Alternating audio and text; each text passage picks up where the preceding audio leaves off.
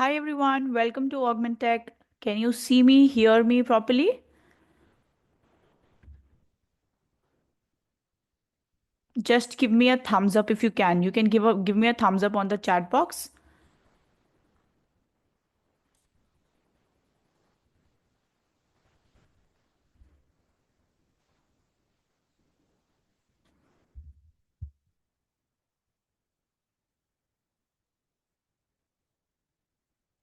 Okay, I'm going to wait just 1 or 2 more minutes for more people to join in. Till then, just let me know if you are able to hear me properly, see me properly or not.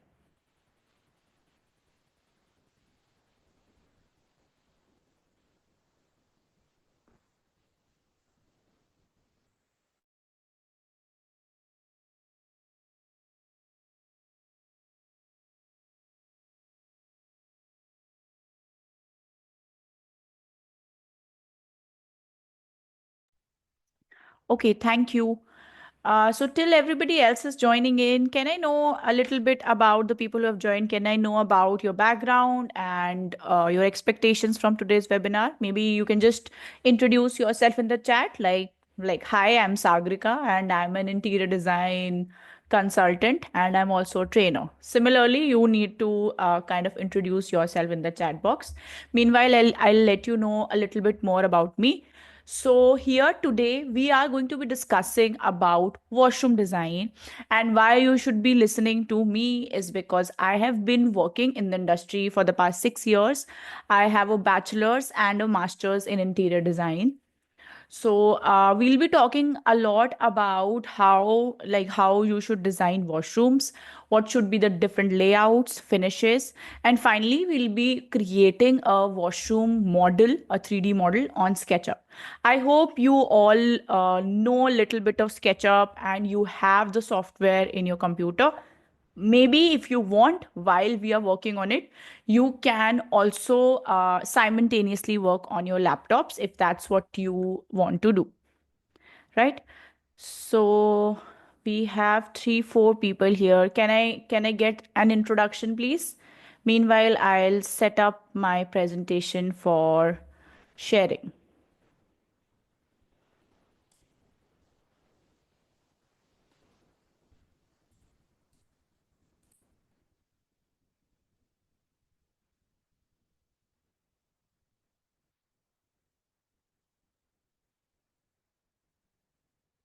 Okay, there's some more people joining in.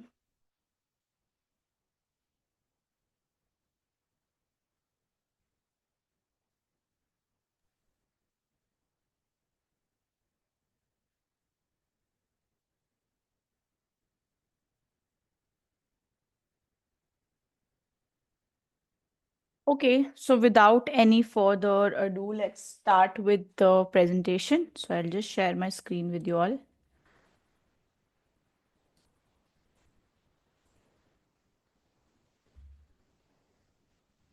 Okay.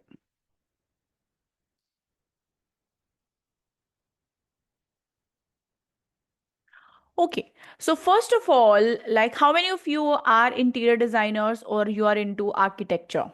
Can I get a raise of hand, or you can just give a thumbs up? How many of you are into interiors or studying interiors? Okay, Likhita has raised her hand. Okay, so you are into interiors. Okay. Okay, great. So basically, when it comes to washrooms or spaces like washrooms and kitchen, specifically in the residential area, those are the places which we kind of, think that these are just going to happen. The design focus is generally on creation of a master bedroom, guest bedrooms, lobbies, and beautiful spaces out of the other parts of the residence. Washrooms are given a little bit less importance. So when it comes to designing a washroom, it has so many things, so many layers which you need to figure out before you just give somebody a functional layout. So washroom design is more about function rather than just it being about aesthetic. Like I just said, this is a kind of space where people are not really, you know, 80% of the people will not be really worried about how the washroom, how aesthetically pleasing the washroom is. They'll be more worried about how functional the washroom is. So it is very, very important for us to understand this, that washroom is a very functional space. So when you start designing a washroom, it is important that we list down the number of functions we are going to keep in the washroom. We have to then think about how are we going to cohesively plan the layout so that there's a different wet area, there's a dry area. Like, how are you going to plan the vanity? How are you going to give the shower cubicle? Where should be the position of all of these elements? Also, if a person walks into a washroom, how are they going to move around the space? How are they going to navigate the space? So, all of these decisions need to come first, and then you can think about aesthetics and you can think about the kind of maybe tiles or whatever material you are using. So, that's the first step. Now, let's talk about the different kinds of washrooms that we have in your residential and commercial interior design. So, first of all, is the most popular one. If you are into residential interiors, this is the kind of washroom that you are going to be creating a lot. This is called ensuite washroom. In India, we generally term this as attached washroom. This is something that you will hear a lot in layman terms. So these ensuite washrooms are the ones which are attached to bedrooms. Now here the main purpose is that we need to offer convenience and privacy. So whoever has the bedroom, they are only going to use the washroom.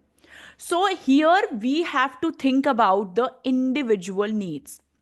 So let's say you're designing a washroom for a XYZ person. Now that person's specific requirements for that washroom need to be catered to. So here maybe you are giving them all the functions, you are giving them a vanity, you are giving them a shower, you are giving them a WC, but we need to make sure what kind of fixtures do I need to do here. In your ensuite washrooms, there is a lot of possibility that you might be giving steams, you might be giving different kinds of rain showers. Maybe you're trying to create different kinds of ambience for the washroom. Then maybe you are also looking at the different storage options. So rather than it just being a convenience or a function, it is also something which is very private and very specific to the individual. Now, the second comes guest washroom.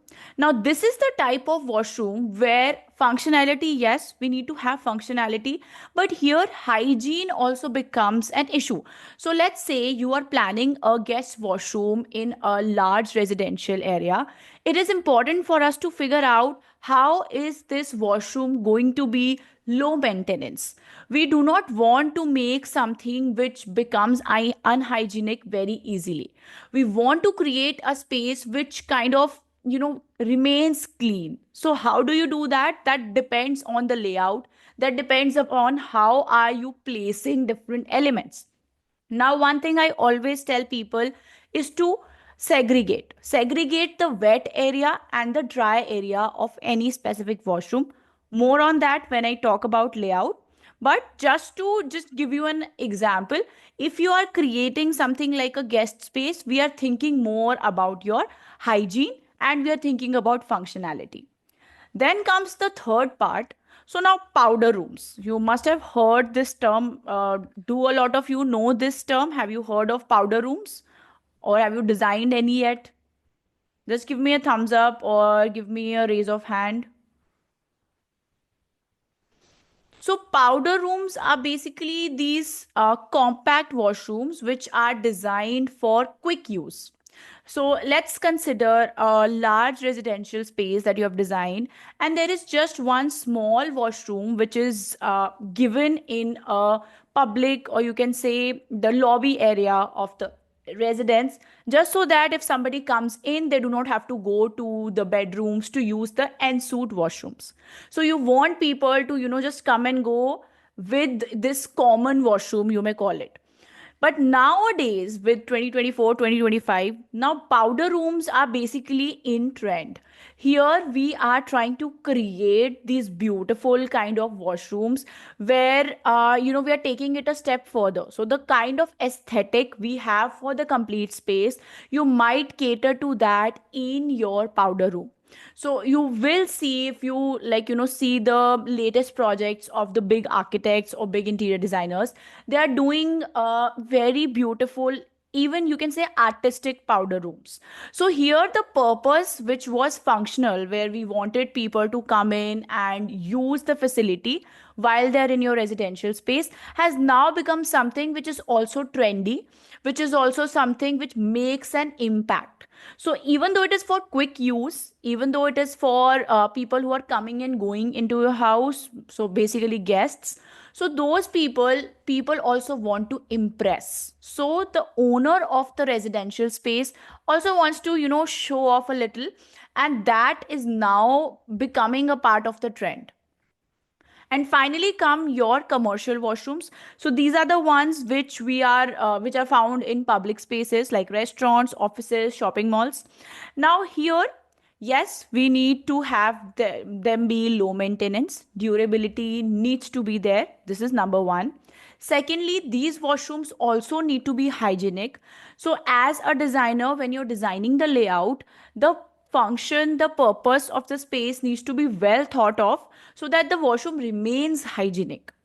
And the third and the most important element in commercial washrooms is accessibility. Now, the word accessibility means that any kind of a person, whoever it is, can use the washroom. So we are making the space universally accessible. So even if it's a child, even if it is an elderly person, they are able to navigate the washroom space easily. They are able to use the facility as they please. So in commercial washroom, it is important that you take care of this third aspect very, very well, because the other two, even though the other washrooms we have spoken about, there's very slight difference. Like for en-suite washrooms, we are thinking about the personal preference. For guest washroom, we are thinking about low maintenance and high functionality. For powder rooms, we are considering quick use and we are considering aesthetic value as well. And for the fourth one, we are considering things like durability, hygiene, and accessibility. So I hope this up until now it is clear. If you anybody has any questions, you can keep posting them on the chat box, and I'll take the questions from there.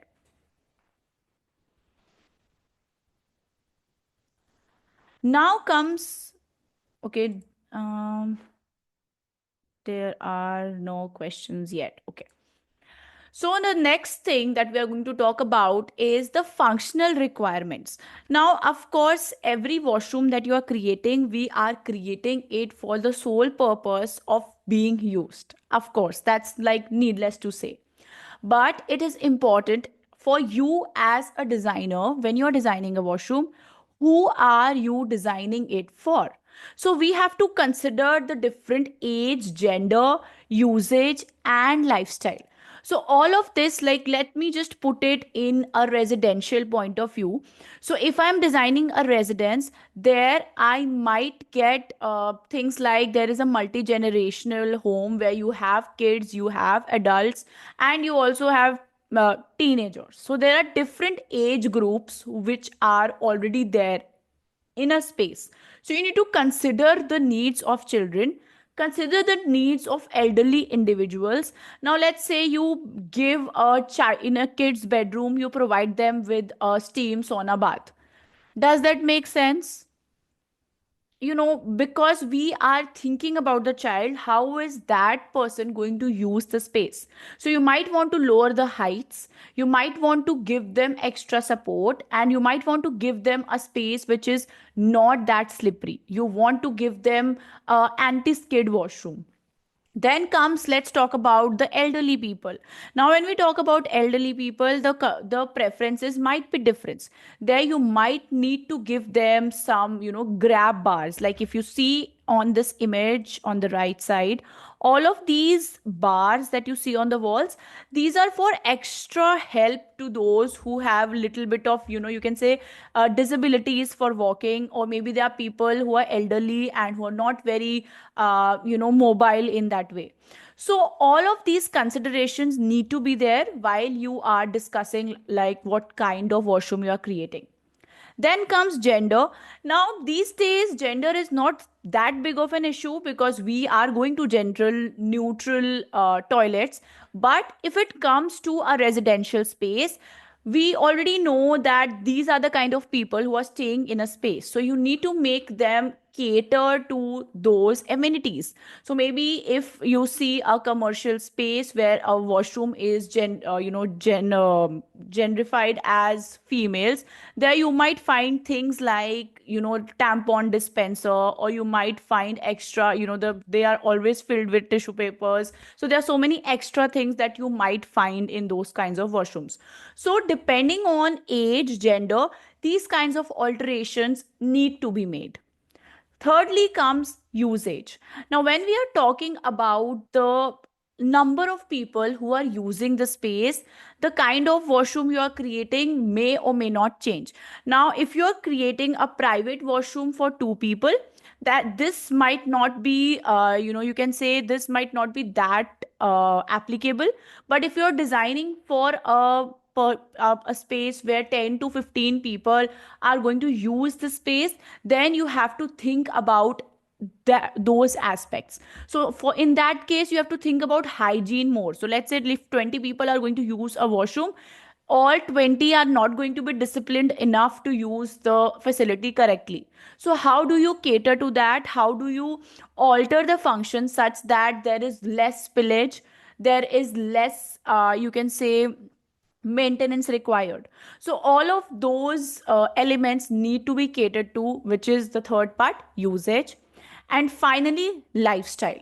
Now, if we think about the different families, there are different kinds of families, and different kinds of families might need different kind of washroom spaces. So there are families where maybe they want to opt for a resort style washroom space, which they want a more, a large washroom space which is moody, which they want to also have some aesthetic appeal. They might want to add some steam, sauna, whatever. So this is one kind. Now, second kind might be they're not very interested in the large washroom spaces. They just want a small washroom, highly functional and, decent looking. So all of those considerations are going to help you build a brief for your washroom. So now if you're creating a washroom, otherwise you would have just gone, put your WCs or put your vanity, and you'd be like, okay, this is the layout. But if you think about all of these things, you'll be able to customize the washroom space and create something which is more interest worthy. So if a client of yours has a washroom which is completely catered to them, you might get a better response from them. Okay, I think there is something.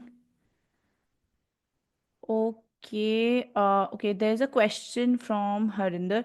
Okay, I'll tell the team to take the question for you. So they'll be joining in a while. I'll let them know to take your question. Let me just see if he's here. So by the end, I'll take your question. Okay. Next comes crafting a design brief. Now that we have talked about all of these things, we have talked about different elements of washroom design, like what are the different aspects of it that you should think of. Here is you can take a screenshot of this. If you are designing a washroom space and you follow this process, you will be able to create a very whole rounded you can say a washroom design. So first of all, define the purpose. Think about what is this washroom going to be used for? Is it for a single person? Is it for a family? Is it for guests? Is it for commercial use? So first of all, you need to define the purpose of the washroom. Secondly, establish the scope. Outline the desired features and functionalities, including fixtures, finishing, and storage requirements. Now, this is very important. Now that you know that, so let's say I'm designing a washroom for a teenager. So that's my purpose. Secondly, what is the scope of work? I want to include a lot of storage in this. I want to add different kinds of finishes. All of those thought process that is getting into my head, I'll write that down, and that will be the scope. Then comes the third point, set the budget. Now, this is something very, very important. If you are working as an interior designer or a freelancer, you need to think about, let's say you have a very lavish washroom planned in your head. Let me tell you a very practical thing. What happens is when we are planning any residential space, we do not give a lot of thought into how much a washroom design is going to cost us.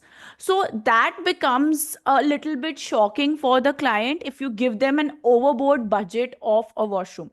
So you need to understand who is the client, what is the purpose of the washroom. Then you talk to them about the scope, like what are the features that you're providing in the washroom. You cannot give everybody a Bluetooth operated rain shower, right? So those kinds of scope, that when you establish the scope, you need to talk to the client and you need to understand their requirement. Then you will set the budget, and according to the budget and according to the elements that they require in the washroom, you will figure out what would be the material cost, what will be the labor cost, what will be the fixtures. So with that, you'll be able to get a tentative budget or a fixed budget if you have everything sorted. Like, this is the budget that I have, this is the budget I'm working with. Then comes the fourth part, consider accessibility. This should be there for every washroom, every with the new generation of interior designers and architects. I think this should not be something that we still need to talk about or say. Every space that you design, be it washroom or whatever, it needs to be accessible for all. Think about the gaps that you are giving. Do not create a very constrained resistant washroom which is like very small one or very congested. You want to create a space which is utilized by more and more kind of people. Okay. Then comes the fifth point, which is define the style. Now, do you see how far along we have come? And now we are talking about aesthetic. Now we are talking about how the washroom should look like. Now that you have all the four elements sorted, you have thought about the purpose, you have the scope, you have set the budget, and now you will start to think about what kind of washroom am I designing? Does it need to be a modern style? Does it need to be a European style? Does it need to be whatever style you are working with? Then the style gets defined. And finally, now that's the part for your, you can say, execution, that you develop a timeline. So you develop a timeline so that you can reach a stage where the process can start to happen.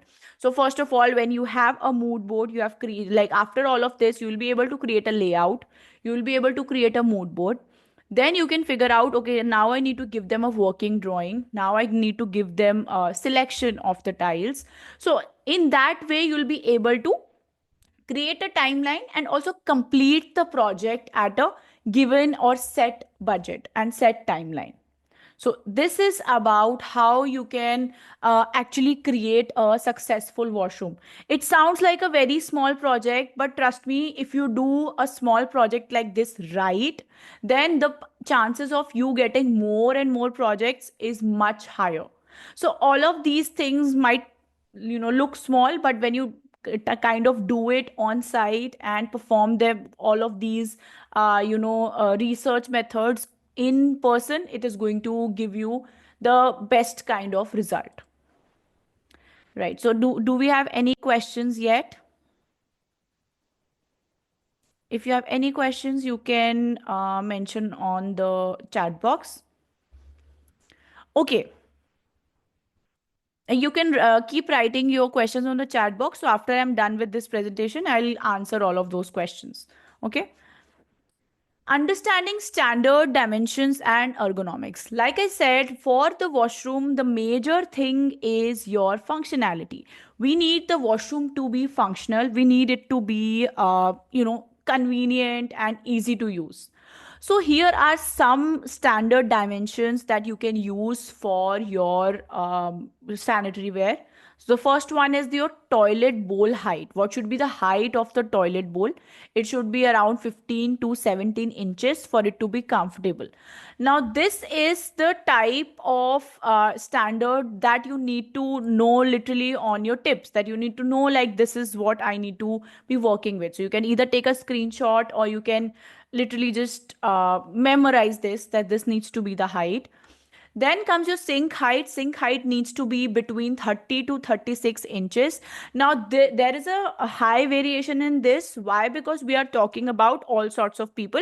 So maybe the average height that you can go for is 32 inches. And then if you want to make it a little slightly higher or lower, it is up to you, depending on the person you are designing it for. But all of these heights are comfortable for anybody to use. Then comes your shower stall size. Shower stall basically means the place where the shower cubicle where anybody is going to take a shower. So now here 30 to 36 inches wide, 30 to 36 inches deep. So it should be like a cube of 30 to 30 and or 36 to 36. That will provide ample space for comfortable showering. Now this is something again which should be there in every washroom. Anything less than 30 inches will be uncomfortable or tight. So if you have a space which is even less and you cannot provide this kind of a shower stall size, recommendation is that you give them a very small kind of a partition so that it does not become a very tight cube, right? So that can be done. Next, grab bar placement. Now, grab bar placement is basically the placement. I'll just show you this element that you see right here. This is grab bar. Now, the placement of this depends on who you are designing it for. So basically, it should be near toilet and it should be near shower. Why? Because in during the shower, there is a possibility of slipping, and for toilet, for people who have mobility issues, they might need support getting up. So these are the two places where you need grab bars. Okay. Now, the next one is how you can determine the flow and layout by optimizing the space. Now, let's just take an example of this washroom that you can see on your screen. So here I can see two doors. So this is the entrance door. This complete wall they have used for vanity. They have added like two sinks and there is a lot of storage that you can see. Then there is a side placement of a shower cubicle and they've created a separate cubicle for your WC. So this is a very optimum, you can say a very lavish washroom design where you can see all of the elements are getting ample space. Now, how do you design a washroom like this? First of all, you need to consider the entry point. You need to consider like if I'm entering the washroom, what is the first thing or what is the element that I need to access the most? So whenever you're entering the washroom, it is good to keep vanity very close to that. So because maybe if you are entering a washroom, it might be that you just want to brush your teeth or you just want to maybe wash your hands. So at that point, this becomes something which needs to be accessed very quickly, right? So the entry placement of the complete washroom makes a huge difference. So if you have the liberty to create the entrance, like in most cases if you are an interior designer, you will get the layout, like you'll know like this is the builder floor or you have a door here or there. But if you have the liberty, if you have the layout such that you can change the entry, you should consider the best possible entry. Where should I keep the entry point? So if I have to choose between these two, I would keep this one because it keeps it, from here you can enter to the WC, then you can go to the sink, and these are the two most used elements. The shower, maybe once or twice you'll do use in a complete day, but these two facilities are to be used multiple times a day. So we need them to be in closer proximity to the entrance. So this is how you can think about the entry point. Second becomes your fixture placement. Now, fixture placement basically means how are you placing what elements and where. So here again, we have to think about how is the person moving in the space. We are literally thinking about if a person enters the washroom, okay, what are they going to do first? Maybe they are going to hang their clothes. So where are they going to do that? So if they are entering here, you can see that there is some kind of a hanging spot here, so they can maybe hang their clothes here. Then they can do their brushing their teeth or washing their face or whatever here. Then they can go for your WC shower area. So basically think about how is a person going to use your space. Then you will be able to realize which fixture works best in what wall or what direction, right? Then comes the third point, which is your storage and ventilation. Now, storage and ventilation both are very, very important when it comes to your washrooms. But I would say storage, ventilation is even more important. So, when you are thinking about any washroom space, you have to think about the humid air, or you can say the stinky air to go out. So if you have the option to add an exhaust fan, if you have a ventilator window, if you have a ceiling exhaust, so this is a very, very important aspect in terms of hygiene, in terms of usage. So ventilation needs to be there. Try and give multiple sources of ventilation if possible. Then comes the next, which is the storage. Now storage is also a huge part of washroom design. Why? Because people want to keep certain toiletries, they want to keep certain clothes, they want to keep certain elements within the washroom space. So where are they going to keep them? So you need to give them ample storage for their toiletries. You need to give them storage for maybe the clothes, the laundry, or whatever. So all of those elements need to be arranged.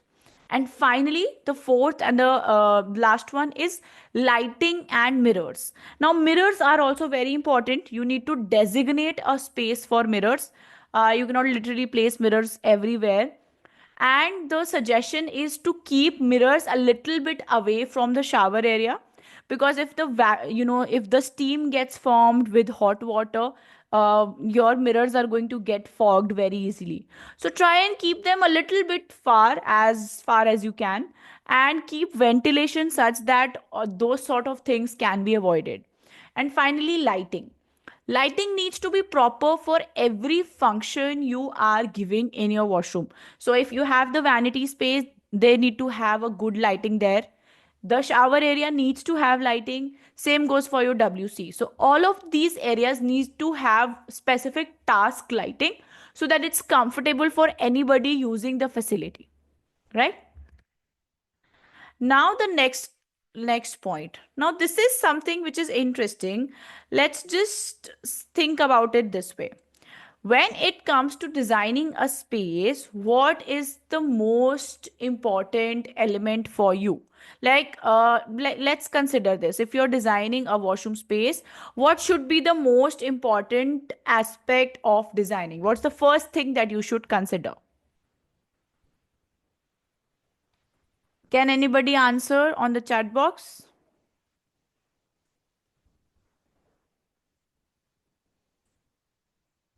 The answer is on the screen only. If you read it, you can just write it. What should be the first thing that you think about when you are, designing the washroom space? What should be the priority?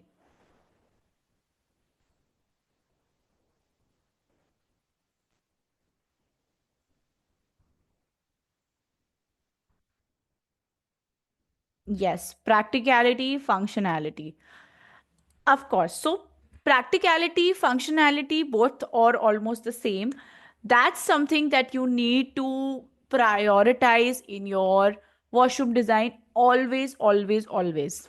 But this functionality has so many subtopics in it. So, the subtopics are basically also included here, that you have to have good storage, you have to have ample lighting, you have to have accessible fixtures. So all the fixtures that you're providing, be it your vanity, be it your sink, be it your WC, those need to be accessible.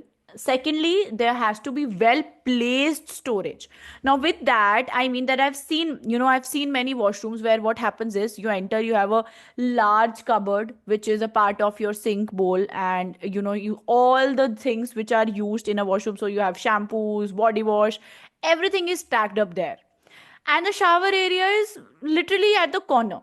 So whoever is going to take the bath, they have to basically take out all the toiletries, and they have to then go to the shower area and take a shower, and then keep all of those toiletries back. So that is what I mean when I talk about the placing of storage. Now these days, something which I don't know if you have seen it or not, there are niches which are created in the wall, and people keep their toiletries in that. Now the purpose of that becomes that the wall, most walls of the washrooms are going to be 9 inches wide, or sorry, 9 inches thick. So now that thick wall can accommodate a small niche of 4 inches, and whatever height width you want to give, you can give that. And what that does for you is, like, for a shower area, you can create a niche which has all the toiletries required for showering. Then for your vanity, you can have a different kind of a storage. Maybe for the vanity, you have the after shower toiletries. So whatever you want to use afterwards, you can do it there. Maybe you have your makeup also there. So all of those things, like, placing of storage is also something that comes within your functionality. Finally, the other things are your aesthetics and style. So you have to choose a style. This is not something which is very, very important. You might not want to choose a style. You might just want to go for whatever you like. That is also fine. These days, we call it eclectic. So you can create whatever kind of style you want. But when we are talking about aesthetics, it is important that we consider finishes and textures in washrooms. Now, just because something looks aesthetically good does not mean that it's going to work with your function. So again, function comes first, then comes your aesthetic.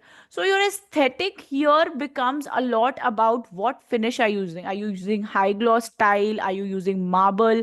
Are you using a matte finish style? Are you using a small, differently shaped or sized tiles? So all of those, decisions are going to build up the aesthetics for you. So this is very important that you balance practicality with aesthetics. This is something which is going to be a challenge, and this is something, if you do it right, you are going to be able to get the best of the results. Okay. Now, let's think of it this way, like, how am I going to get inspiration for different washrooms? How do I decide what kind of washroom do I want? So, here are some examples that you should be doing. These are the things that you should be doing to get more and more ideas. So number one is, of course, we are in an era of internet, so you can look up in websites or social media platforms, interior design website, design publications, and you can figure out the latest trends or latest materials which are available. Then secondly, you can experiment with color palettes. Since the color palette of any, you can say, any kind of a space defines the mood and aesthetic of the space. So you can experiment with that, what kind of color palette you want to use. And then material samples. Let's say now you're not sure about what kind of color palette you want to use, you are not sure about what material to use. Then the best way, like I also do this sometimes, you just go to the market, you visit any kind of a material store which where you can find tiles or hardware.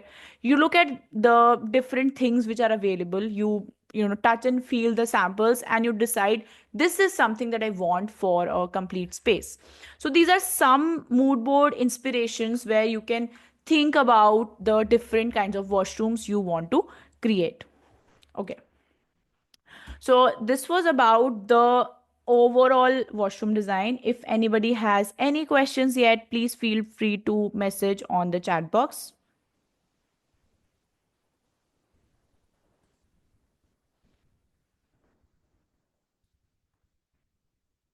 Does anybody have any questions?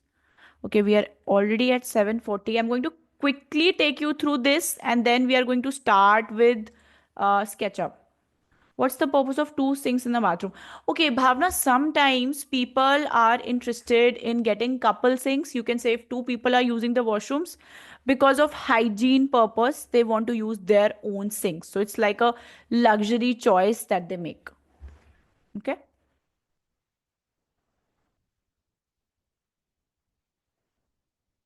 Okay. Okay, let's just quickly talk about bathroom layout and functionality. We have spoken about a lot of it, so I'm not going to repeat myself. In case anybody has any questions, you can keep messaging. Okay. So now, when we are talking about planning a washroom, these are the different zones that you need to designate in your washroom area. Now, this becomes something which is going to help you create a very seamless washroom layout. Number one is zoning for sink, toilet, and shower. So, these three zones are going to be typically designed with you. Now, sink zone, ideally, the sink zone should be positioned near an exterior wall for plumbing accessibility and adequate ventilation. Sufficient counter space for toiletries and a mirror are crucial. Now, where do you place your sink? Let's say you have an 8 to 8 feet by 10 feet washroom and you see that this is the layout that I'm getting. Now, where do I place my sink? First of all, you need to ask yourself a question. Where am I going to put the mirror? Does this wall have, let's say, if there is a wall with a window, you might want to eliminate that and not put your sink there. You might want to use the other wall, which is solid, so you can get your sink there. Then the size of your wall matters. Now, all the plumbing pipes that we are going to put in the wall, it is always preferred that we do it in at least a 9-inch deep wall, so that there, if there's less chances of leakage, the plumbing can happen properly. So small walls are not going to accommodate that. So if there is a possibility that you have a washroom with just two 9-inch walls, then you might have to use just those two walls for all your fixtures. So sink zone ideally should be an exterior wall. Secondly comes your toilet zone. Now, toilet zone should offer a little bit privacy, and let's a very important aspect here is it should be a little bit far from the sink, so that whoever washes their hand, there could be splashback, there could be water falling all around, and that could give an idea of an unhygienic toilet, which you do not want. So try and keep it as separate so that the splashback does not fall. Also, it should be considered that whenever you are entering the space, the door swing should not obstruct your toilet. So everybody who needs to use the toilet, they have to actually access it, sit on it, get up. So there's so much activity going on there, you do not want to obstruct that with a door swing. So try and keep it a little bit far from door. And finally, shower zone. Now, shower zone, if you have a bathtub, then you need to accommodate the size. So if you have a bathtub that you need to place, you need to think, okay, where can I place this bathtub? What size am I using it? So that totally depends on the size of the bathtub. But if not, then the shower should be considered somewhere which is far from your entrance door and a little bit far from the sink. Why am I saying this? Is because when you're entering a shower space, that's the wet zone. That's the space which might get wet very easily. So you want to keep your dry and wet areas separate. Try and do it with the help of sliding doors, maybe do it with the help of a glass partition or a glass sliding door, but try and keep it a little bit separate. That will clearly separate the three zones and give you a better kind of a layout. Then here are some more standards that we need to follow. Okay, so these standards here, you can see what should be the distances between toilet to sink, toilet to shower, sink to shower. You can take a screenshot. This is something that we should follow. So sink to shower, the distance should be at least 36 inches. Toilet to shower should be at least 60 inches. Toilet to sink should be at least 30 inches. Now, let me tell you, this might not be always possible, but try to do this as much as you can. So if you cater to this even in, like, let's say 70% of the time, you are good to go. But try and do this. Now, all of these guidance system, like where should the shower head be, where should the height of the tap be, all of these elements you need to keep it. Like, what should be the ceiling height, what should be the height of the shower, what should be the distance between the shower and the back wall. So all of these distances are again standards which you can follow. Again, take a screenshot so that you can utilize them while you are working on your washroom, and at a later stage, when you keep on working in interiors and you have had created so many washrooms, this will be like on the tips of your fingers, right? Now there are some certain plumbing elements here which we need to think of. Again, plumbing is the most important part of interior designing of a washroom, but most of the times these are the things like the drainage points, the supply lines. These are the elements which are already there in the building. So many a times, being interior designers, you do not get the liberty to change all of this. But the main part is that you need to know where is the water supply line coming from and where should it reach the fixture. So if you have a water supply line coming from one wall, you might want to keep your fixtures there so that it's easier for the plumber or it's easier for people to get access to the water on that wall itself. So these are the kinds of decisions which matter when it comes to your supply lines or drainage points.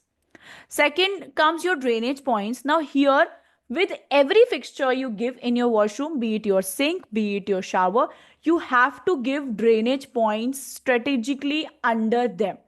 And there needs to be a central drain line for efficient waste removal. Now, this is literally a complete different topic when we just talk about the plumbing.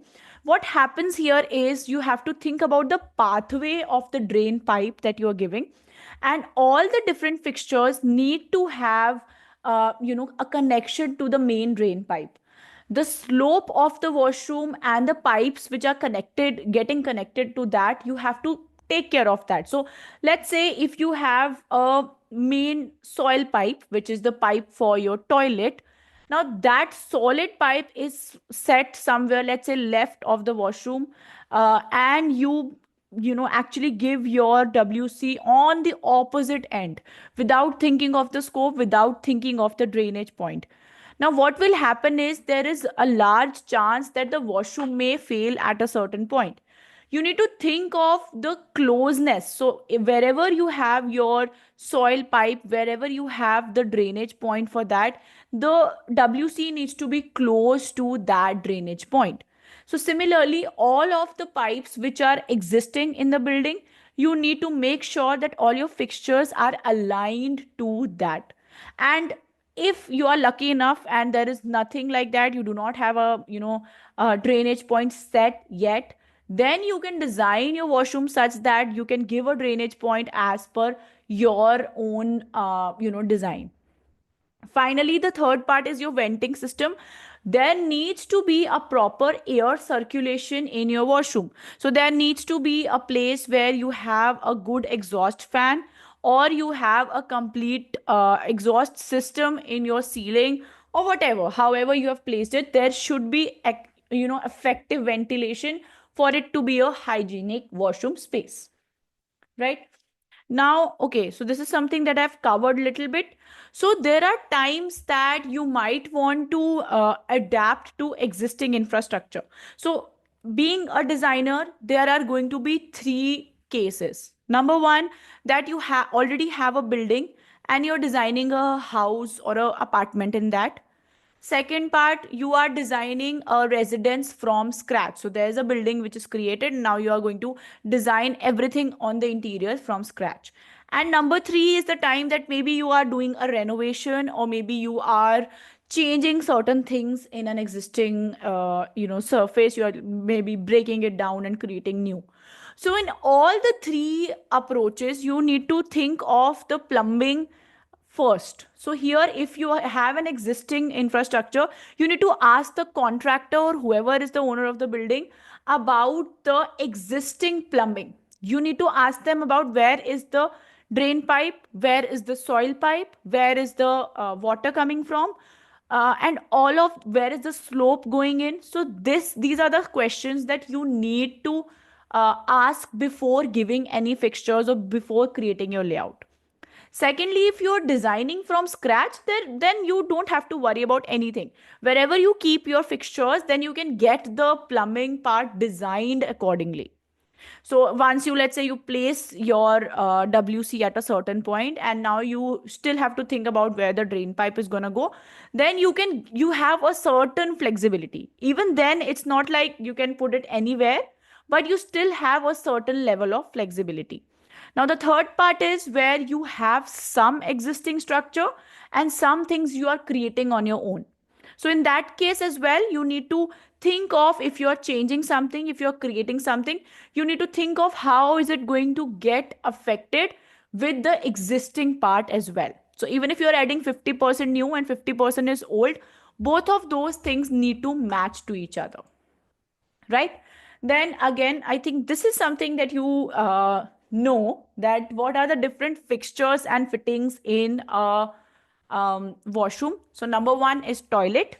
Basically, you know that they come in different varieties. So they come like a standing complete seat, they come with different options. So I'm not going to elaborate on all of this, so we have less time now.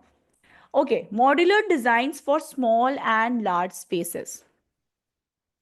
Now, this is something I'll explain to you while we are doing the design, while we are creating the model. Why am I saying this? Because when you are creating a small washroom, it is important that you create setups, compact sinks, compact toilets, compact storage solutions, because at the end of the day, we need to have a lot of space for walking around. We need to have mobility in the washroom space more than I require. Something like, maybe there are sinks coming in all different sizes, and you might get tempted to use like a 3 feet wide sink. That might look aesthetically pleasing, but the main part is that we need to focus on the functional element, and we need to focus on the flow of the space rather than the sizes, or creating something very which is very aesthetically beautiful.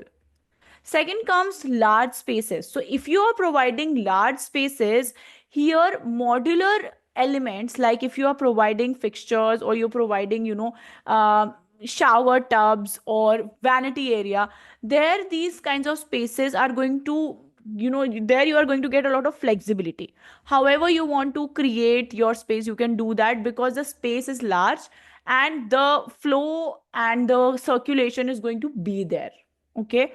And if you want to then if you want to customize your space, let's say you're creating a shower cubicle with a steam, with a sauna, and you want it to be a certain size, that can be done. If you have a very certain size of a space, let's say you have a very small washroom, so you want to create a corner shower cubicle, that is where customization helps. So if you are using something which is modular, like you are using something which is available in the market easily, then you might want to consider if the space is small or large. But if you have the budget, if you have the time, and you want to customize all the sinks, all the fixtures according to your need, that is also an option when it comes to interiors. Okay, now finally, how are you going to add lights in your washroom design? There are always three types of lights that we use in any space. So number one is your ambient lighting. Number two is accent lighting. Number three is task lighting. Now, ambient lighting is almost like the sun. It's the light that lets you see other things. Basically, you are lightening up the whole space. You are creating a general illumination. Now, if you have just this, it is going to work. It is like, you have ambient light, that's all you need. But the minute you add task lighting means lighting for specific areas, such as if you have a vanity, maybe you want to add a wall light there. If you have a separate space for your bathtub, maybe you want to add a light there. Now, what are we trying to do is we are trying to add to the fact that maybe the person does not want to turn on all the lights, they can turn off all the ambient lighting and just use the light in the, bathtub area for that mood, and it will help them perform the task. They can take a shower within just that one light. So that prefers that, comes to as task lighting, which helps you perform a certain task. Third lighting is your accent lighting. Now, this is when you have a complete space ready and you kind of decide to add a small cove light behind your mirror, or you decide to add a pendant light just to accentuate the tile, or you decide to add a small light in the niche area just to highlight certain mosaic tile or whatever you have used. That becomes your accent lighting. Now, the right combination of all of these three is going to give you the best result. So, if you have ambient lighting, you add a layer of task lighting over it, and you add some accent lighting, that's one you will have a complete space that looks fabulous. Okay. So, these are the three kinds of lighting that we are going to use for your washroom. Okay. So, do we have any questions yet? If you have any questions, you can ask me. Any questions yet?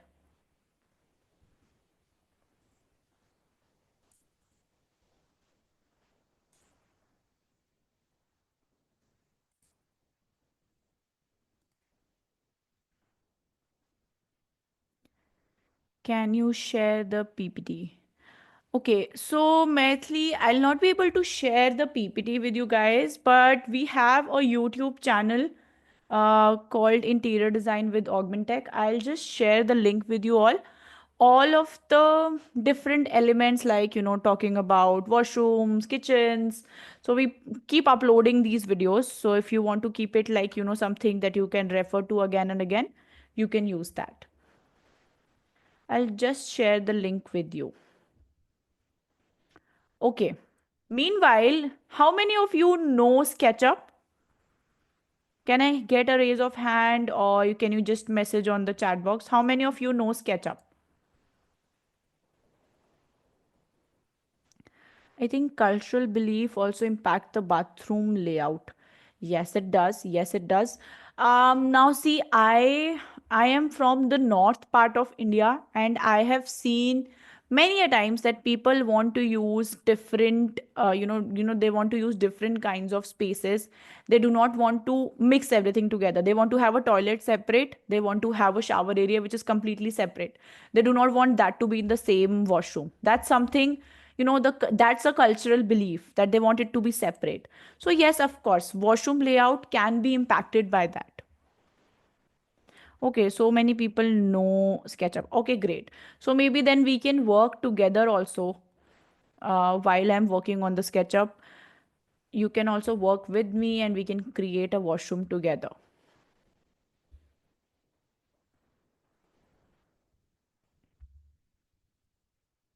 Just give me a moment. I'll open all the files and then we can start.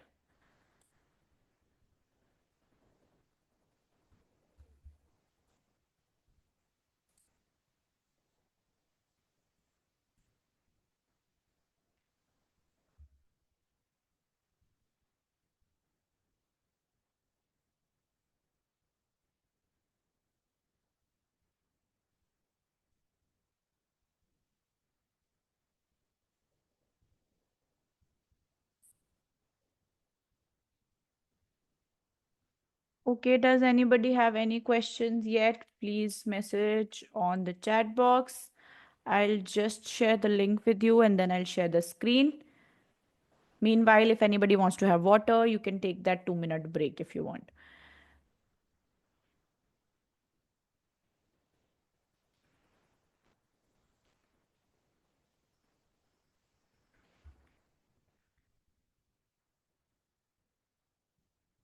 So here's the link to the YouTube channel. Some of the videos are already uploaded. So we keep uploading new videos here. So all of those are taught by me and we'll have many topics that we are covering. If at all anybody has a specific topic that they want me to make a video about, I can do that. So you can mention the topics here. Since YouTube is free, so that topic would be free for you too. Okay, I'll just share my screen.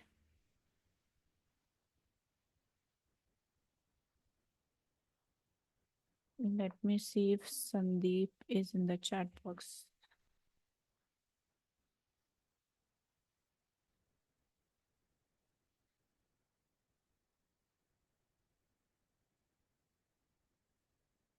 Okay.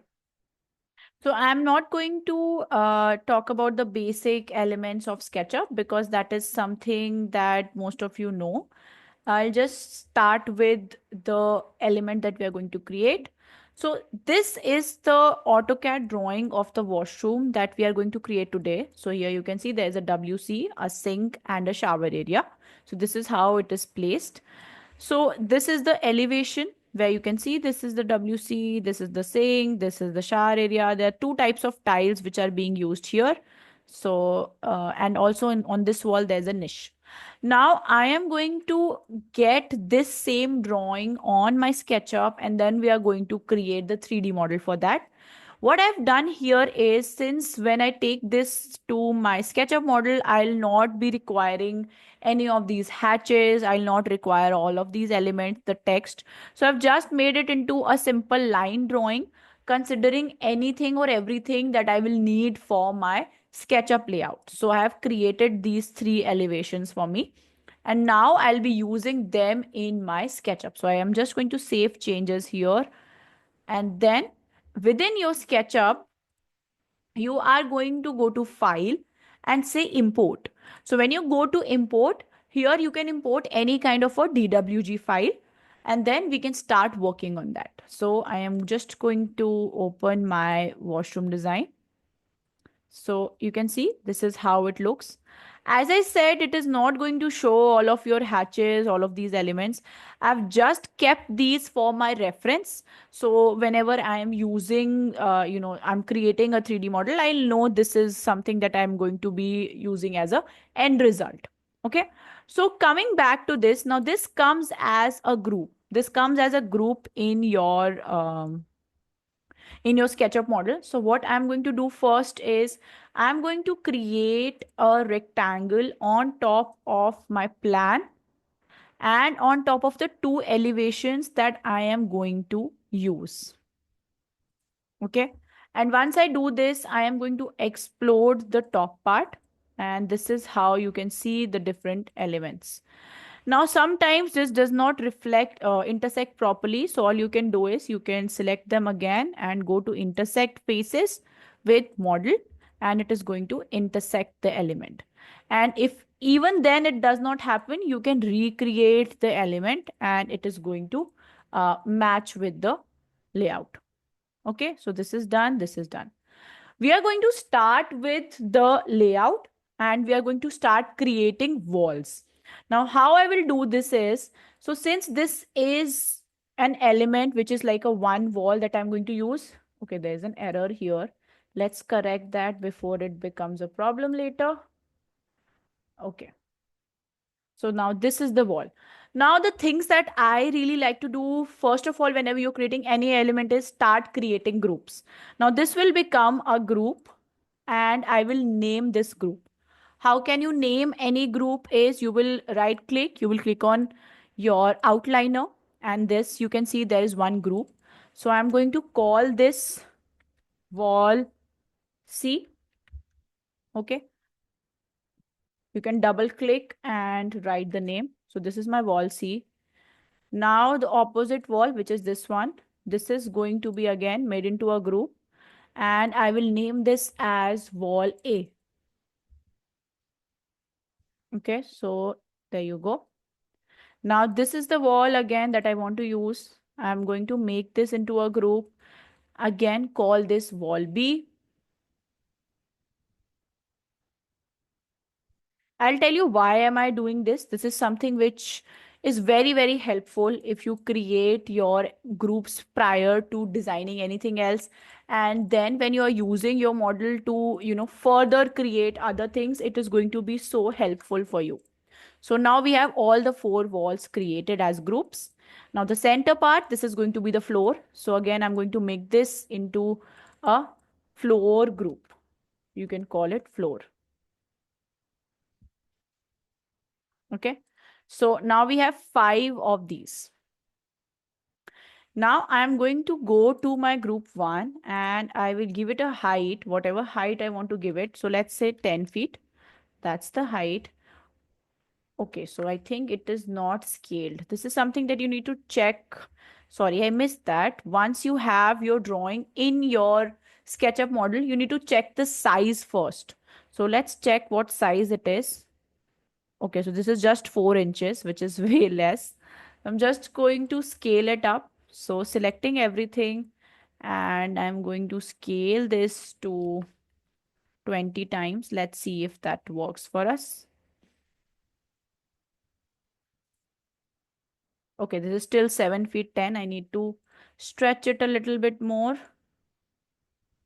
We can take a reference from here, but what's the size of this? I'm not sure. I think this was supposed to be 8 feet. Let's check the height again. 9 feet 8, slightly more.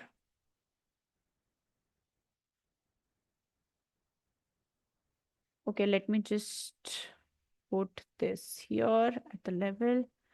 Then we are going to provide 10 feet. And now I'm going to scale this accordingly.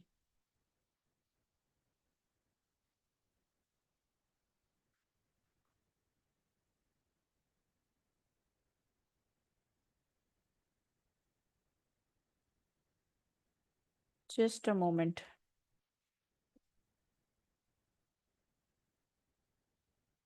All right. Now we have it scaled to the level we wanted to. So this is 10 feet height now. Let's check again. Yeah, so that's that.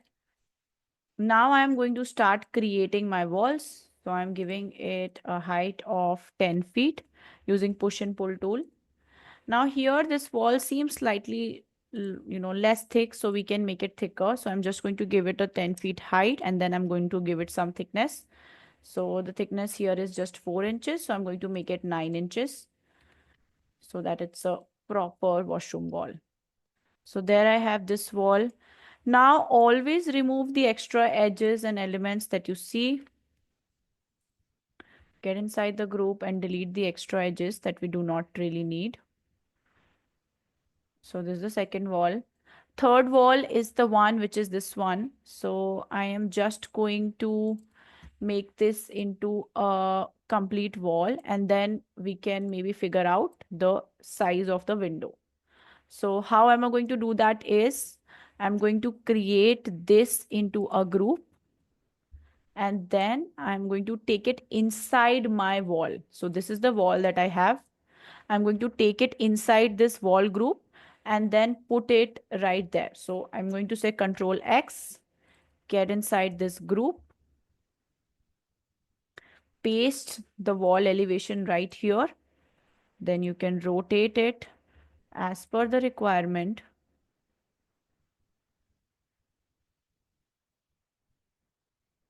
Okay. So we're going to rotate it just like that and then put it like this on the front wall. Now, once you add your elevation, then also you can figure out the height and change that if you want to.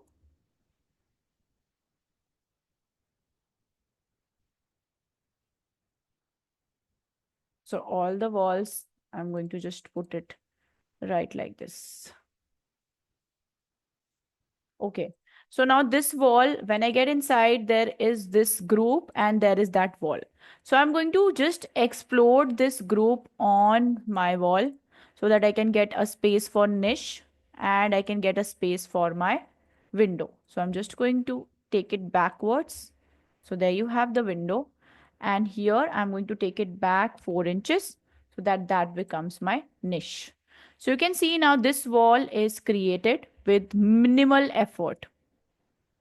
Now this is the wall which we again want to create. So these are the two main walls that we have taken. The others are going to just have tiles. So we can figure that out.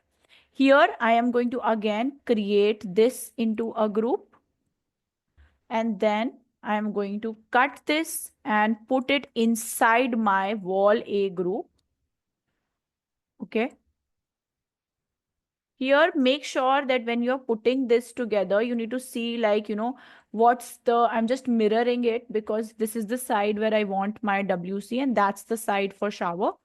So just make sure when you are putting this together that it's the right, position. Okay.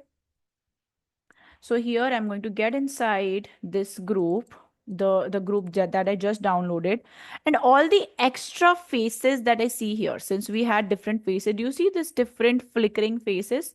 So I'm going to remove the faces that I do not need. Like here, I'm going to add a tile. So I do not need this face. This face again, I do not need. I just need this and I just need the bottom part, which is the vanity part. So I'm just going to keep those. Then I'm going to get out of this group and explode it.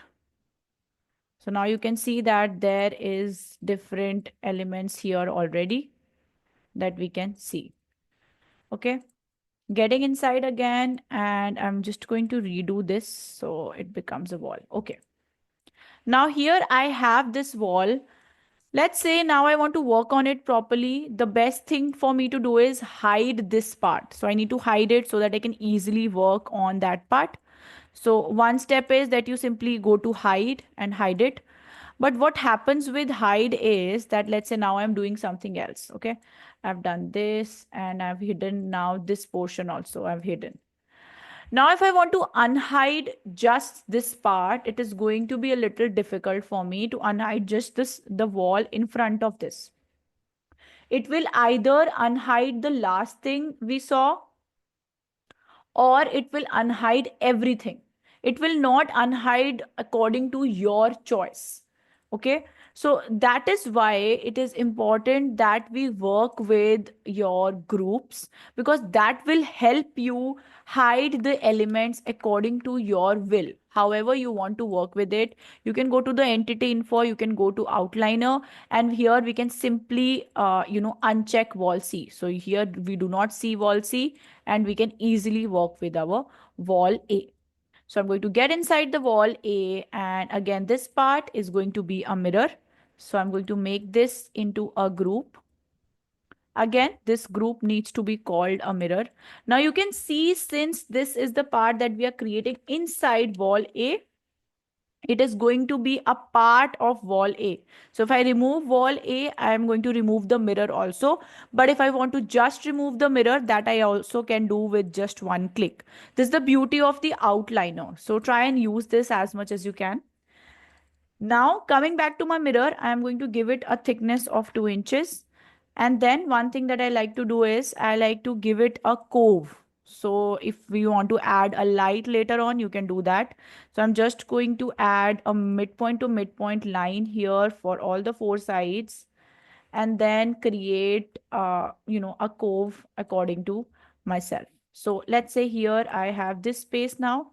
So I'm going to give it a 1 inch gap here, 1 inch inside here. Same for the other 2 sides.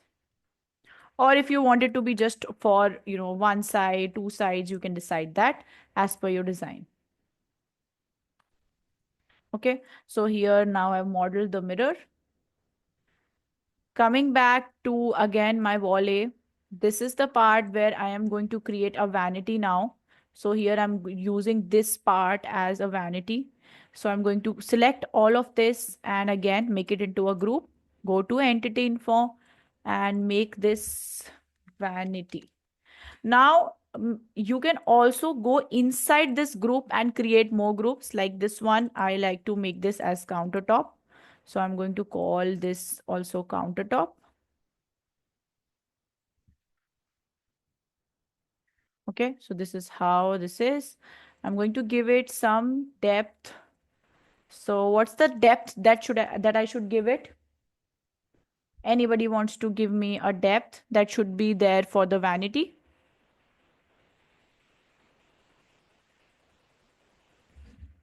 Any guesses? What should be the depth of the vanity?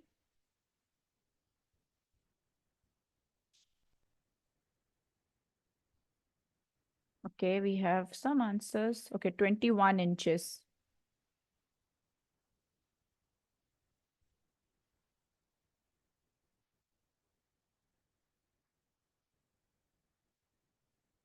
This is okay, let's do 21 inches only. Is that what you said, right? No, 1 feet is very less. You can go 22 inches, 24 inches, 20 inches. So those are good. Ali, I understand that it's not right to scale in the 2D plan, but like for now, since we have less time in the webinar, I just did it quickly to sort this out for you all. Okay, so coming back to the element here, we have three drawers that are created. I'm just going to remove this extra line. These are the three drawers and there is a base line here. What I'll do is I'll create a open, you know, you can say an open shelf here. So I'll use the outline and create that. This I'm going to keep in front. So since we did 21, I'm going to make this 20.5 inches. Same for this and same for this. Now the back panel needs to come at least 19 mm. So I'm just going to give it that. Here you can add space for your profile handles, or if you want to create something like that, you can do it. As much detail as you want, you can do that. I'm just going to give it some thickness here so that I can get a small groove, right? So just to make it a little bit more visible. Since we are not going to render this, I'm just adding this so that if I want to see the groove, I can see it quickly. Yeah. So now the vanity we have created, the mirror we have created. So this is as per the drawing that we had. Now the fourth wall we have yet not created. So I'm just going to give it a height. Okay. So this is the file that we have now. Now I do not need any of this. This I've already used. So I'm just going to delete all of that. So we just have this element. Okay. So this is how it looks for now. Now let's think of what kind of tiles we are going to use, what kind of elements I'm going to add here. So here I have some reference images that I have taken. If you want, we can use some other also. So this is the kind of reference image. So we have two kinds of tiles here, and you can see there's a gray kind of tile, there's a black and white, or something like this, or something, this kind of a tile. So we can use something like this, or you can also add patterns on the wall, however you want it to be. So let's just go to our model and see how we want to create. Now there are two aspects of it. Depending on how detailed you want your model to be, you can start to create tiles as their own. So you can create, let's say if you want to use a 4 by 2 tile, you can add that tile as a separate group, give it an edge, bevel the edge, and create those separate elements. Or you can simply use a texture and add the tile texture. So it's totally up to you. Now the mid part is that we can actually create grooves and then we can add the element. So let me just show you how you can create the tile as well. So I'm not going to go inside this group. I'm just going to take a reference and start to create my tile. So 4 feet and 2 feet. So that's the tile size. I'm going to make this into a group. Here you can simply do a small offset, would be 0.5. And I am going to take this slightly up. And then on the edges, I'm going to join it. So we are not creating a tile as it is in the market. We are just creating a tile which will show in SketchUp for now. So this is the tile that we have. Now you can name this as a tile. With your entity info, you can name this tile 1. Okay, so there's this tile 1. You can now keep copying this. Now the problem with this is while you're working with something like a group already, the cutting of the tile might not be that easy for you while you are working with a pre-made group. So another way of doing it is that we get inside the wall itself and we add measurements right here.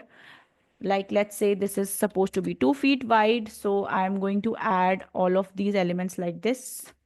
So this is 4 feet. Now this becomes one tile and all of the four other spaces become the other tiles. So I can simply create this on the wall.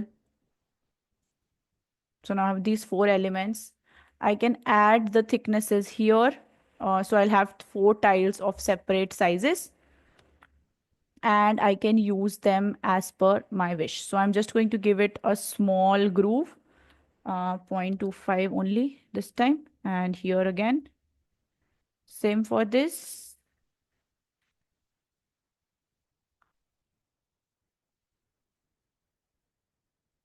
Fourth one here.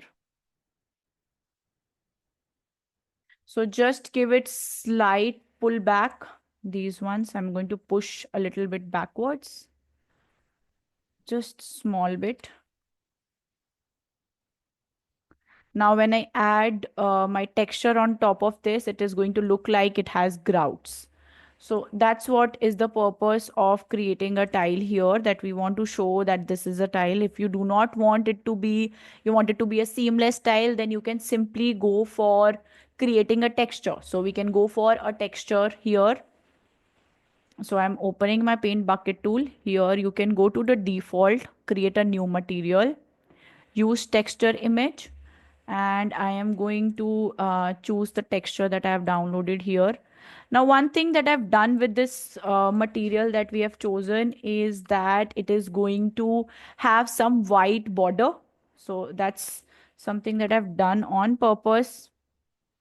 Why? Because it is then going to give me this. Let me, oh, sorry, we did not get inside the group. This is my element. I'm going to add this tile here. Now you see these white lines. So these all already give me the kind of group that I want to have. So you can change the texture from here. Right click, go to texture position, and you can position it. Okay, so what happened to the size? Let me just see the size.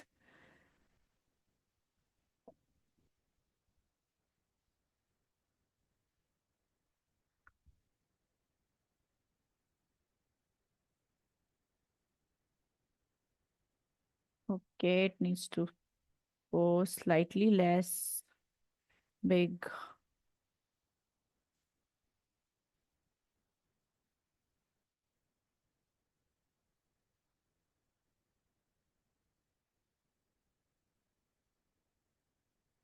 Then you can just pan it and position it such that it is aligned with the wall. And this is how it looks. So I'm just going to paint this also in some color, in a tile color, could be anything.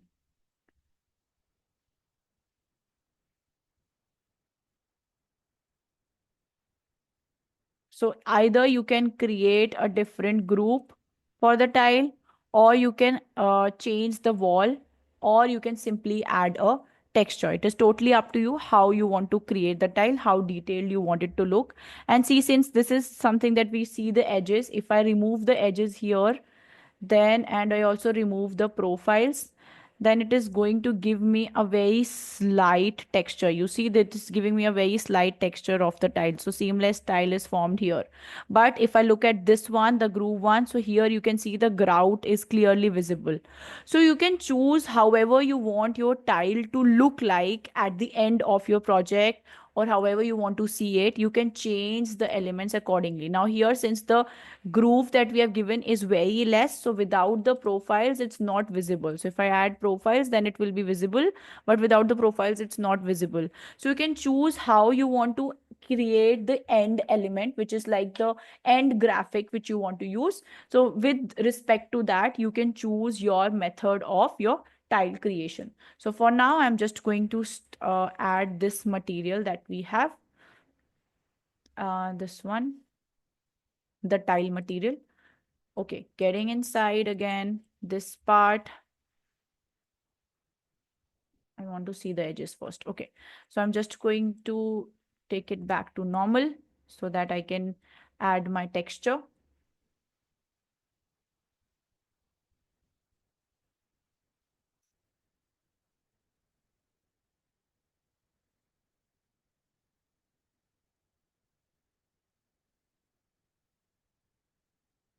Okay.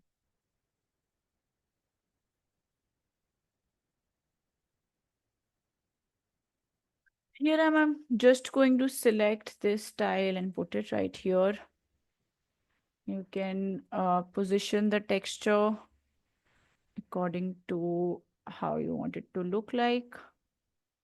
Something like this or this.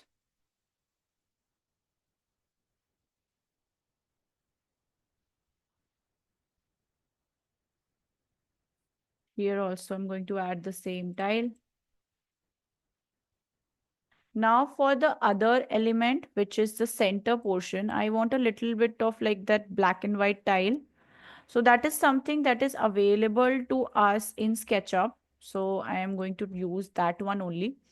So here in model, you can go to the tile option, and here there are so many options available. So either we can go for this kind of a black tile.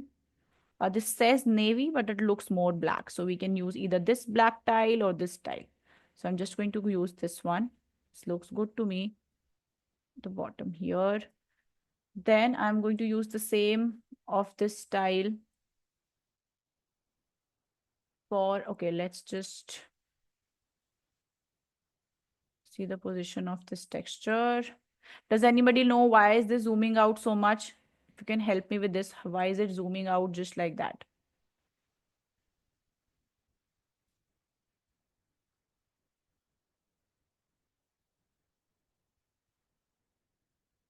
Okay, this looks like a better size. I'm just going to pick this color from here and color the other elements. Okay, like that, like that. Now comes this portion, which is this one. I'm going to add a color here. The outer part is going to be same as the others. So this style. Now here, one thing I like to do is like for the edge of the niche, we can add a granite. So I'm going to just add a rectangle here and give it a border of, let's say, 0.5. This we do not need, but the border and the sides, I am going to paint them into granite. So this black granite, just going to add that here.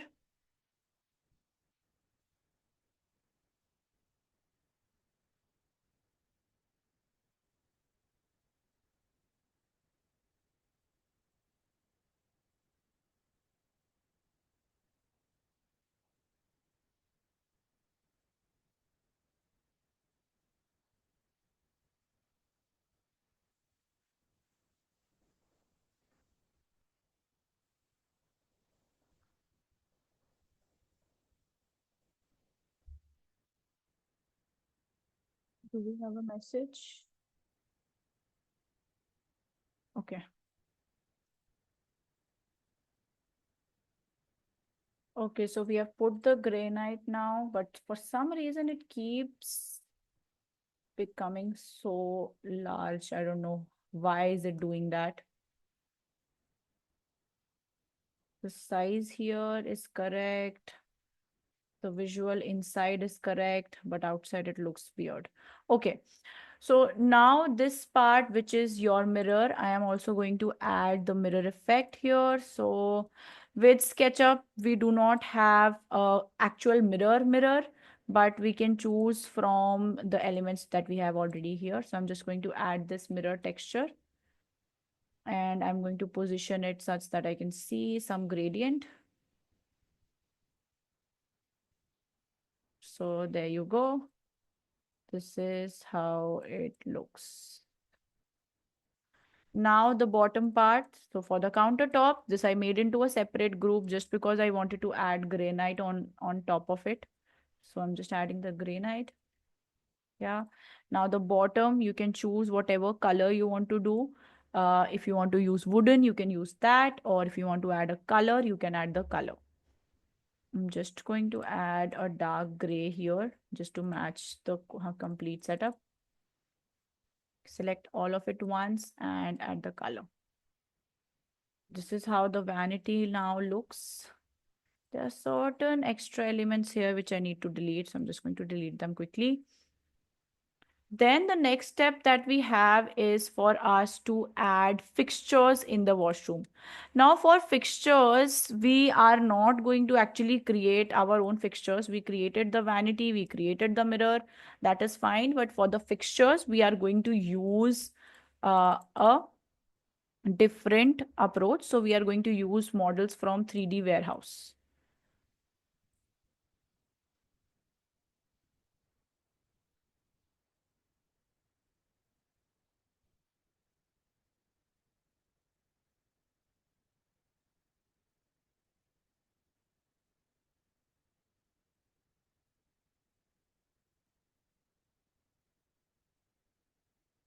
Okay, so now the floor is also in this same tile. This is how it's looking. Now we have certain elements that I've downloaded, like this WC. We can pick it up and use it there.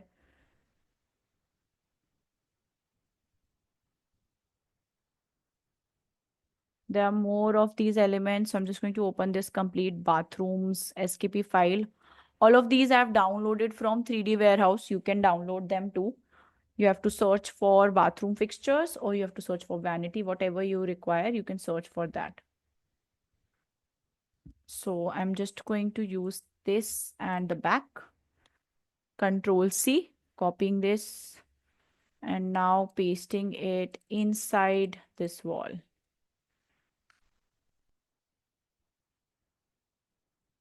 So there we have it. I am going to rotate this because I need clearance. It cannot be this way, otherwise it is going to be congested. So again, you can see that now this WC is not getting hindered by the swing. It's away. And also it is away from the shower cubicle. Now in spaces like these, because it's a very small washroom, it becomes hard to make everything distant from each other. But in these cases, try to focus on the functionality and use of space. So like I want this space to be dry all the time, so that's why it's closest to the entrance. So this is going to be dry. Then this becomes a little slightly wet area, and the back part, which is the shower, that's the complete wet area. So we can choose and create spaces according to that. So height, we need to figure out if the height is correct. Height needs to be 17 inches. So I need to put these at 17 inches like that. So this will remove. Now the next step is to add a shower here. So I'm going to go to this one. You can see there are different kinds of shower cubicles which are created. If you want to add a shower cubicle, you can do that. Or if you just want to use something like this, a shower, we can just simply click on this and add it to, again, our wall. So I'm going to just paste it right here. Now the shower head here, however, high you want it to be, you can choose the average height, which is 7 feet, and then we can position this accordingly. Needs to go backwards like that. Okay, so this is how it looks.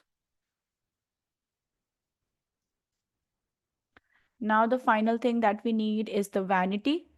Now in this washroom, we have all the main fixtures on one wall, which makes sense given the size of the space. So let's just choose any one vanity. I'm going to choose this one and put it inside my vanity unit. Now, once you create groups like these, you can actually reuse them for different elements as well. Later on, if you want to use the same vanity somewhere else, you can create it into a separate group or component. So this is the vanity sink that we have.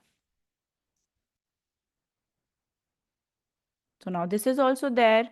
Now, if you want to add a light on top, we can add that. Or if you want to add some accessories, so let's say if you want to add some accessories like a doormat, or you want to add towels, there is so much that is there in this also, but you can also find more if you want to. Let's pick out some towels or something, just to put there. I'm going to put these. So let's just click on these and get them inside my vanity. I'm going to place them right here. Just to make it look a little bit more detailed, you can add all of these little details. Okay, let's see if it has some lighting. Okay, so there is some kind of soap case, and there's some kind of this, you can say a tray of elements which you want to add. You can add it here. You'll have to make it smaller, or just use just the interior part of it. I'm going to remove the tray, remove this, just using the planter because the space is less. So let's just rotate it slightly and keep it like that.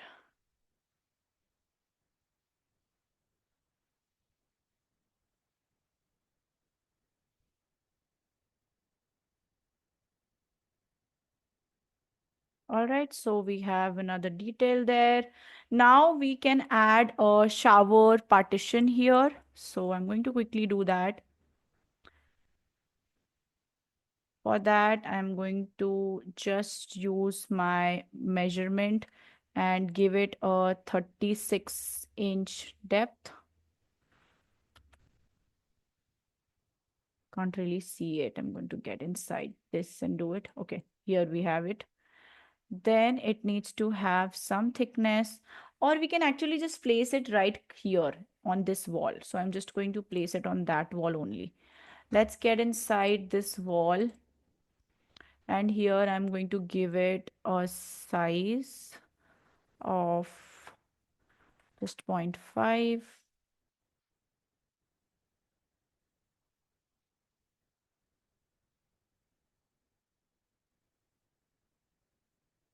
Making it slightly thicker so that it's easily visible to everybody.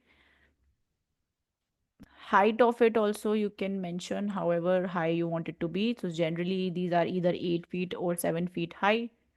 So I'm just going to create it like that. I can just remove the extra edges. Now this needs to become a separate group, or you can simply copy this, get outside the group and paste it outside the group, because we want this to be a separate element and not a part of the existing group. So make it a group, go to entity info, go to your outliner, and this one again I'm going to call partition. Then let's give it a glass material. So I'm going to get inside here with glass and mirrors to this, and then move it towards here. Now I can reduce some thickness like that. I'm going to add 3 inches more. Yeah, okay. So this is how it's looking. I think it's not painted properly.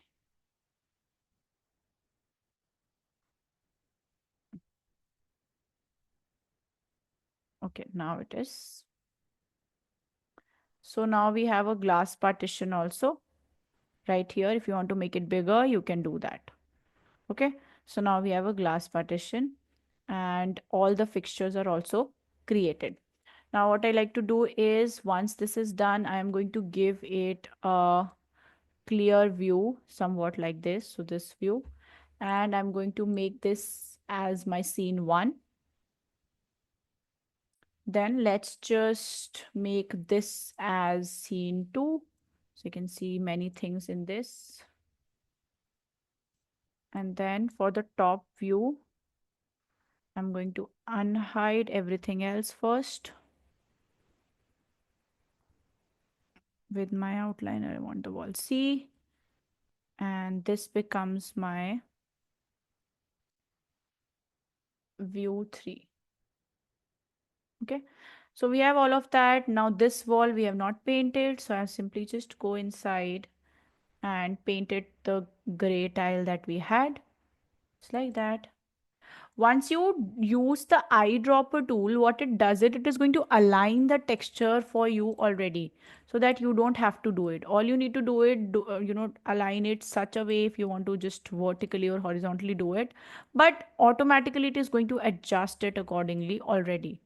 Then the last wall is this one. This one is left, so I'm just going to add the tile here as well. This slight edge is not how it is supposed to be. Okay, now this is fine. So now if I go to all the scenes, you can see how the washroom looks. This is how the complete washroom looks. Now the top part, which is here, which is this visible, this is your this is supposed to be the fall ceiling part. So since we are not adding the fall ceiling, I'm simply going to extend this for now and add my textures so that it looks better in terms of just being a SketchUp graphic.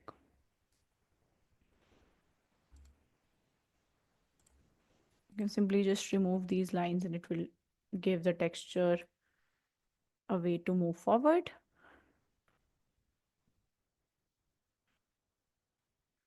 Okay. Now if I move back to scene 1, this is how it looks.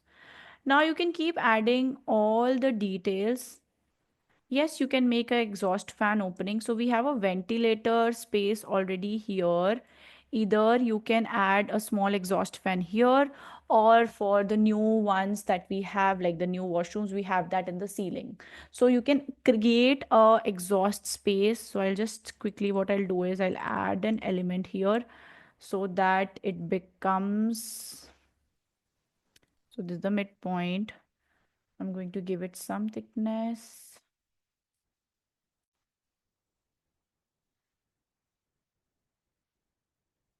Okay, so this part I'm going to take up. So now we have a window that looks like this.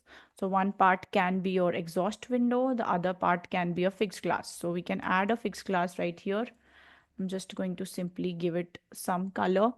Let's go to metal, and here we have this aluminum that I'm going to add.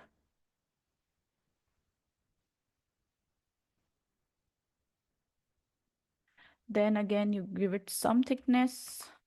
It does not look like it's just flat on the wall.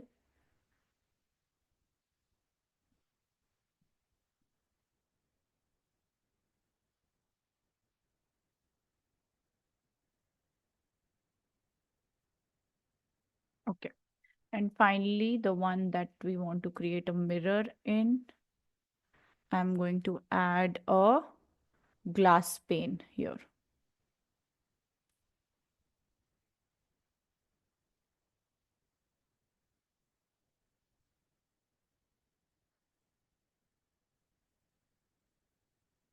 So this becomes my glass pane.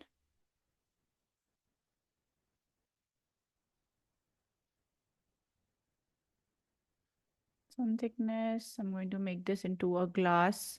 So in model, we already have a glass. Let's add that. So now we have glass in on one section, and the other you can put an exhaust fan. But here, see, the height is not appropriate. So maybe you can, create a window on top and then use the ventilator or something like that. But window creation is something that you can just do like this. Now, here, one more thing that I wanted to focus on is, let's say now this is something that you have created and you have spent so much time on it. You have added all the details that you possibly can. So what I'll do is I'll simply add a ceiling also here, just like this. Okay, why is it doing that? Hmm. Let me just view the hidden ones first. Then we can add a ceiling. Okay. So here I want to add a ceiling.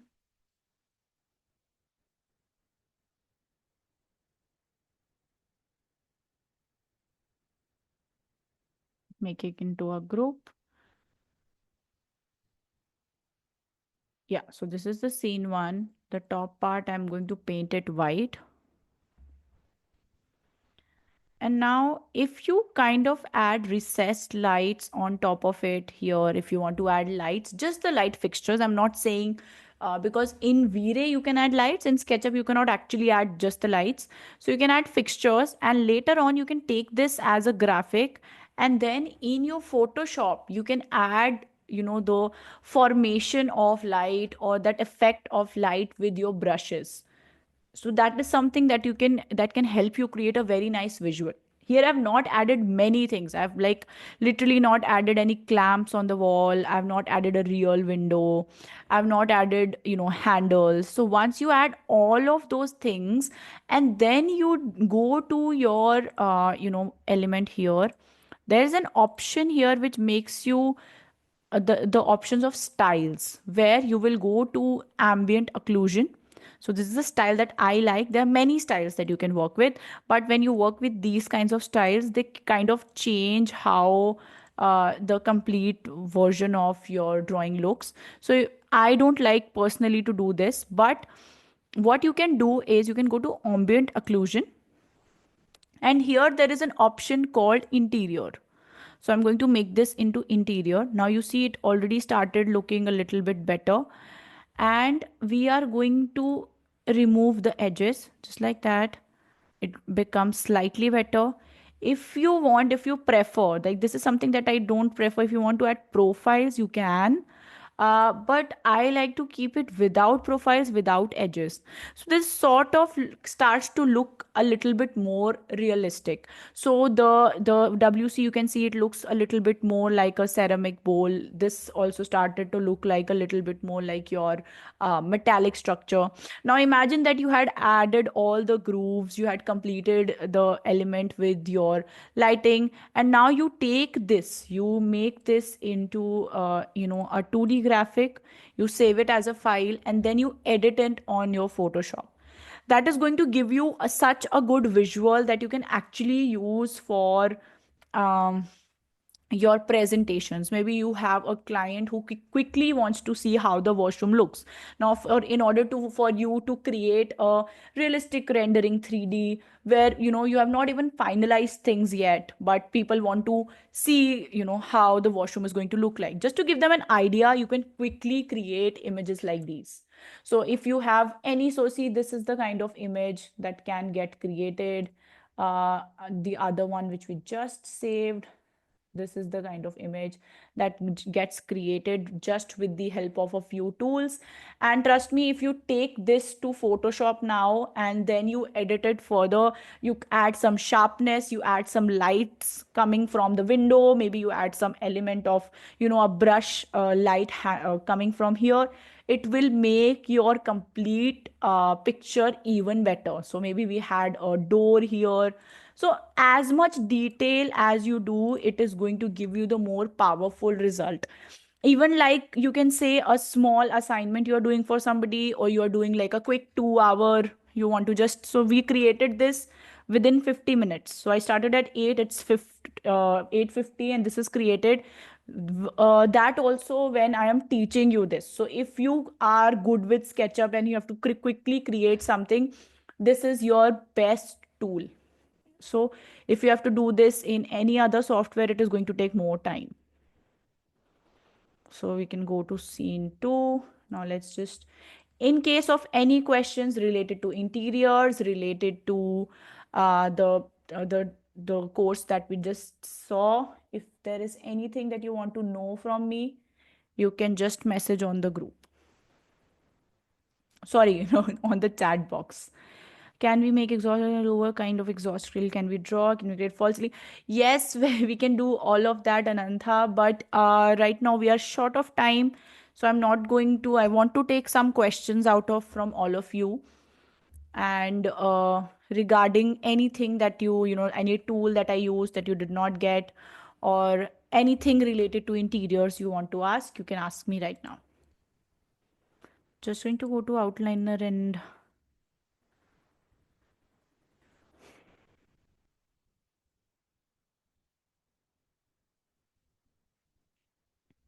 Okay, so this is how it's looking.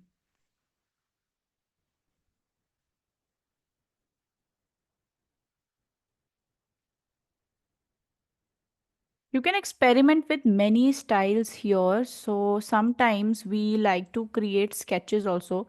There's something that I've experimented with while I was working with, like just line drawings, or you want to add a very, sketchy element to your portfolio. You can use these different sorts of elements.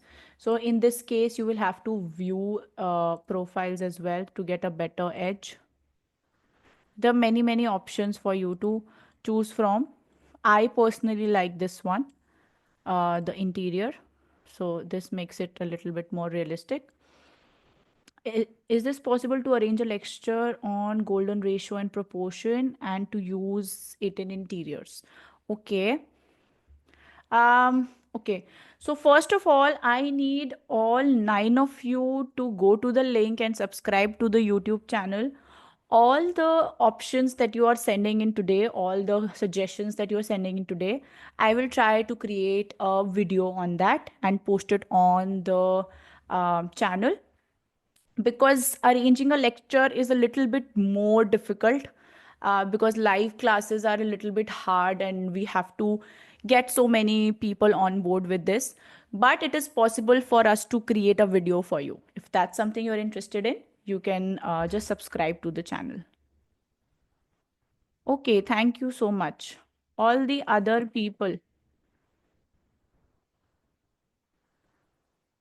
So how was the session for you? Were you able to learn something new? This is basically like a very short crash course for you all to understand a little bit of washroom design.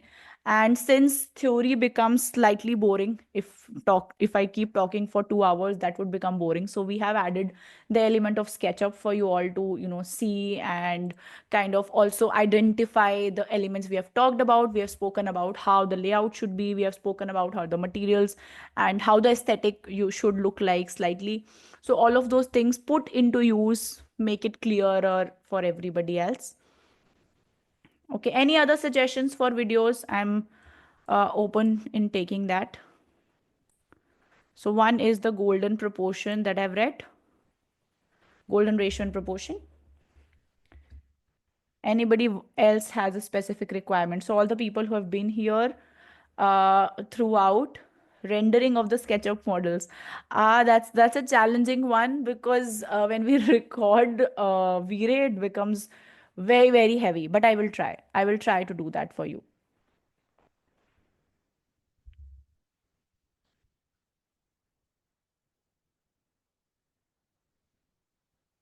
Okay, I'm new to interior design.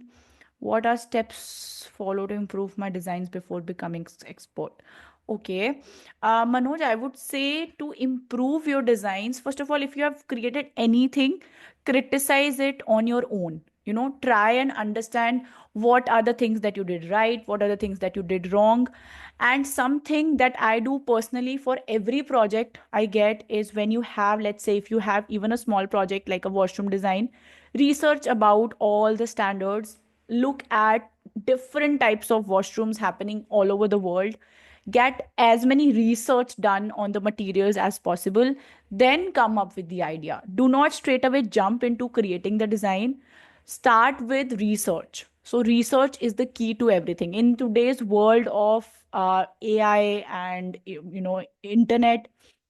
We tend to lose point of research. We tend to forget that we need to learn also. So even though you're an expert, you're already doing interior design projects, does not mean you know everything. So it's important that you improve with others, so you can always learn from other people's mistakes, and you can always see what others are doing well, right? So do that more and you'll become better. Anybody else has any questions?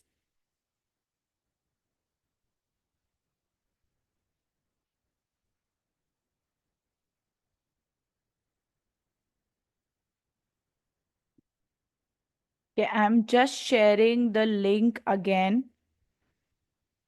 Guys, since there are only 10 people, I will know who have not subscribed. So please just subscribe to the channel. This is the least that I can ask from you all.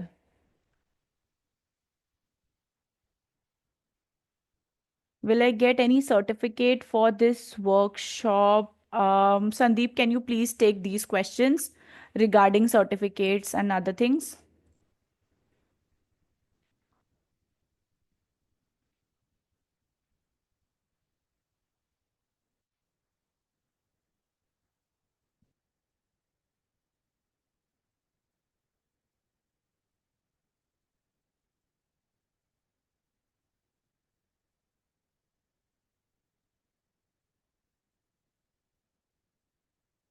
Thank you. Thank you for subscribing.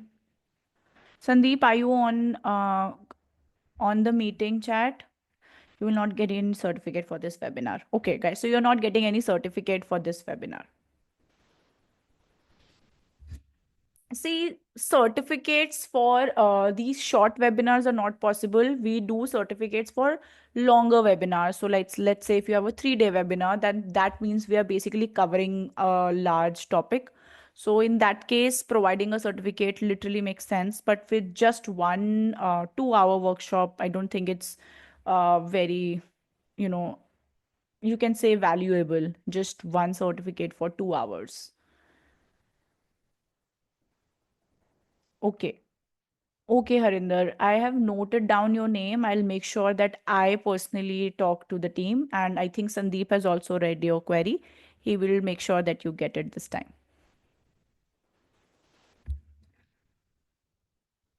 Okay, guys, if you have any other questions, we have 2 more minutes. And if you don't have any questions, you can leave the meeting. Thank you so very much for joining in.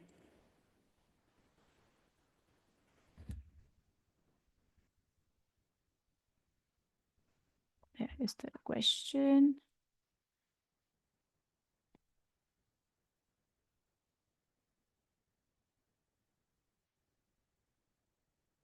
Oh, he has already left. Harinder Singh, who was asking for the.